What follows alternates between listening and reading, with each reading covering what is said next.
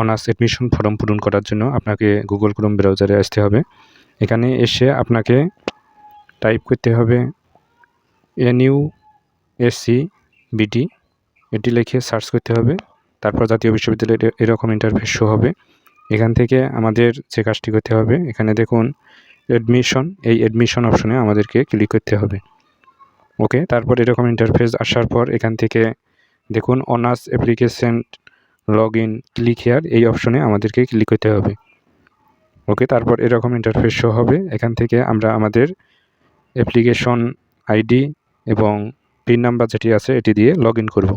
আপনার নাম দেখা যাবে। তারপর হচ্ছে download admit card, admission form, এই অপশনে ক্লিক করতে হবে। 3 ডটে ক্লিক করে যাদের ডেস্কটপ সাইট করা নেই, আপনারা ডেস্কটপ সাইট অন করে দিবেন।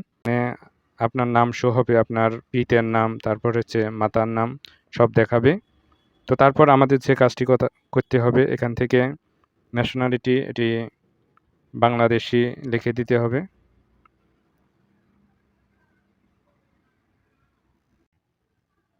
ন্যাশনালিটি বাংলাদেশি দিতে হবে। তারপর হচ্ছে রিলিজিয়ন, যার যে ধর্ম সেটি দিতে হবে। তারপর যেটি গার্জিয়ান নেম, আপনার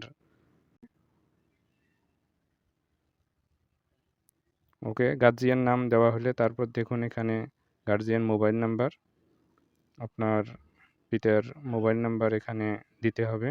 যে বলেছে যে do you want to change your assign subject বা set on your given preference list, এটাকে বলা হচ্ছে মাইগ্রেশন, অর্থাৎ আপনি যে সাবজেক্টটা পেয়েছেন এই সাবজেক্টটা চেঞ্জ করবেন কি না, বা ইয়েস রাখবেন নাকি নো রাখবেন, সেটা বলা হচ্ছে। আপনার যদি সাবজেক্ট চেঞ্জ করার কোনো চিন্তা ভাবনা না থাকে সেক্ষেত্রে আপনি নো দিবেন। ডিস্ট্রিক্ট, আপনার জেলা সেটি এখানে দিতে হবে, যার যে জেলা। ভিলেজ দিতে হবে আপনার গ্রামের নাম। তারপর হচ্ছে পোস্ট অফিস দিতে হবে। তারপর হচ্ছে উপজেলা দিতে হবে, যার যে ভিলেজ, পোস্ট অফিস, উপজেলা, এভাবে সঠিকভাবে দিতে হবে। দেওয়ার পর নিচে দেখুন সেভ ইনফরমেশন, এই সেভ ইনফরমেশনে আমাদেরকে ক্লিক করতে হবে। তারপর সেভ ইনফরমেশনে দেওয়ার পর আমরা ডাউনলোড PDF করে নেব।